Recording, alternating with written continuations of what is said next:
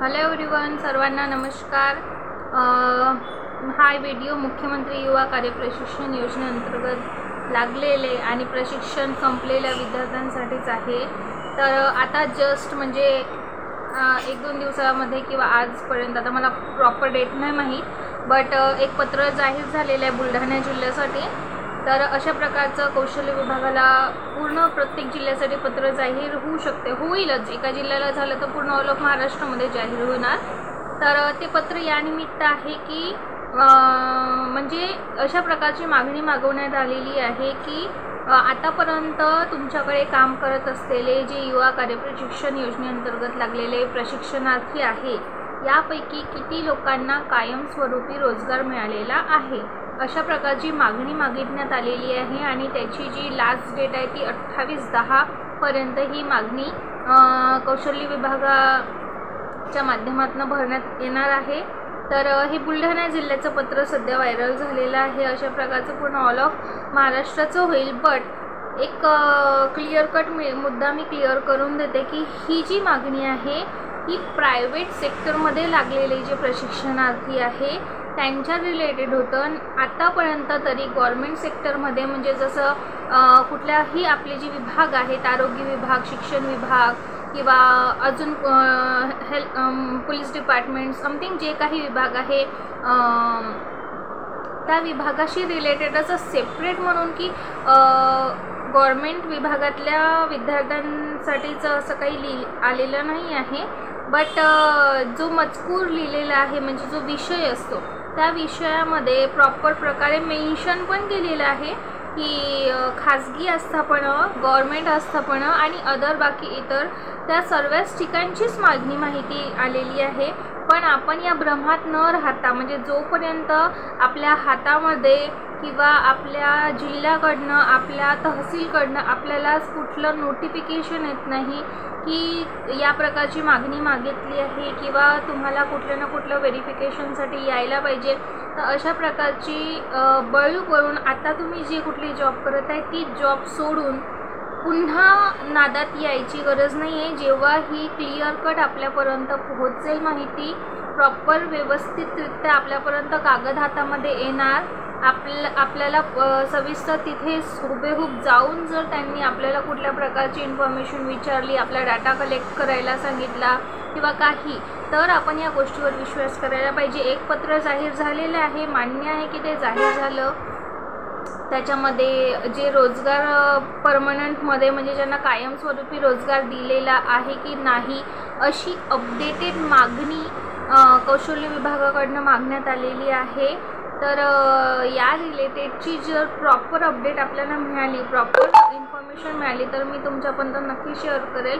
पण फक्त या नादामध्ये एकदम खुश होऊन किंवा आपले जे जॉब करत आहोत तिथल्या जॉब सोडून अशा प्रकारचं काही मूर्खपणा आता तरी करणं गरजेचं नाही आहे। कारण की आता आचारसंहिता लागणार आहे, तर आचारसंहिता लागल्यामुळे सध्या 3 महिन्यापर्यंत तरी कुठल्याच प्रकारचं काही होण्याचे चान्सेस कमी आहे, कारण की बाकी अदर गोष्टीकडे यांचे लक्ष जास्त राहणार। आय होप सो की आचारसंहिता, हिवाळी अधिवेशनमध्ये जे काही अधिवेशन आहे यामध्ये आपल्या बद्दल एक चांगला पॉझिटिव्ह निर्णय घेतला जाऊ शकतो आणि घेतला गेला पाहिजे। कायमस्वरूपी रोजगार देण्यात आलेला पाहिजे, कारण की 11 महिन्यांचं प्रशिक्षण दिलेलं आहे।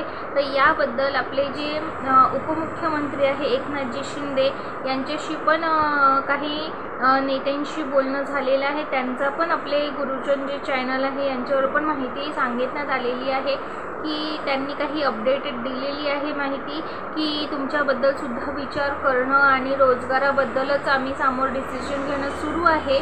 पण सध्या आपल्याला त्याच्यासाठी थोडं वाट पाहावं लागेल, या प्रकारची इन्फॉर्मेशन मिळालेली आहे। आणि ती वाट याच्यासाठी कारण की आता हिवाळी अधिवेशन आहे आणि त्या अधिवेशनामध्ये बाकीच्या अजून काही गोष्टी असतात, तर त्याकडे त्यांचं लक्ष असते। तर त्यांचं लक्ष आपल्याकडे वेधण्यासाठी जे मोर्चे सुरू आहे त्यामध्ये आपले इन्व्हॉल्वमेंट असणं पण खूप गरजेचं आहे आपल्यासाठी। तुकाराम बाबा चाकूरकर साहेब, गुरुजन चॅनलचे जे दादा आहेत ते, आणि अशी भरपूर आहेत लोक जे काही करत आहेत, तर त्यांचा सपोर्ट करणं हा आपला म्हणजे जिम्मेदारी बनते एका प्रकारे. म्हणजे मी याच्यासाठी व्हिडिओ बनवला की खूप लोक कोणी त्या याच्यामध्ये माहिती पाहतात, कोणी या याच्यामध्ये माहिती पाहतात, तर ते आपल्यापर्यंत जे माझी व्हिडिओ पाहत आहे तर त्यांच्यापर्यंत कुठे ना कुठे ही इन्फॉर्मेशन मिळाली पाहिजे. आणि कुठल्याही फक्त गोष्टीला ऐकून त्याच्या बळी न पडता प्रॉपर मेंटली स्टेबल राहून डिसिजन घेता आलं पाहिजे. जोपर्यंत आपल्या हातामध्ये कुठल्याच प्रकारचं इन्फॉर्मेशन येत नाही, लेटर येत नाही, तोपर्यंत विश्वास 100% करता येणार नाही. एक लेटर आलेलं आहे बुलढाणा जिल्ह्याचं, तर जे कोणी बुलढाणा जिल्ह्याचे विद्यार्थी असेल त्यांच्यापर्यंत इन्फॉर्मेशन पोहोचली असेल, तुम्ही तसं समोर जे काही ग्रुपमध्ये ॲड असेल तिथे इन्फॉर्मेशन पोहोचवा आणि क्लिअर कट करा. काही विद्यार्थीपर्यंत कुठल्याच प्रकारची इन्फॉर्मेशन पोहोचू शकत नाही. असं नाही की जेवढेही लागलेले आहे तेवढे ऑल टोटल ग्रुपवर ॲक्टिव्ह आहे किंवा काही, तर खरी माहिती पोचली पाहिजे या उद्देशानेच व्हिडिओ बनवलेला आहे. तर आहे थोडाफार पॉझिटिव्ह आणि आय होप सो की ही पॉझिटिव्ह गोष्ट कंटिन्यूशनमध्ये राहील आणि आपल्याला कुठे याचा फायदा होईल. आता अधिवेशनामध्ये काय निर्णय घेतात याच्यासाठी आपल्याला वाट पाहण्याचा.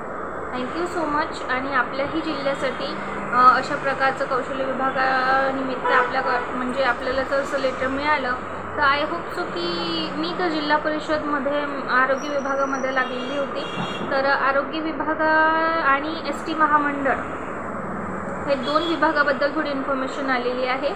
आरोग्य विभागामध्ये आणि ST महामंडळमध्ये लागलेले जे लोक आहेत यांच्यासाठी थोडं विचार करणं सुरू आहे, कारण की तिथे लोकांची गरज आहे कामासाठी.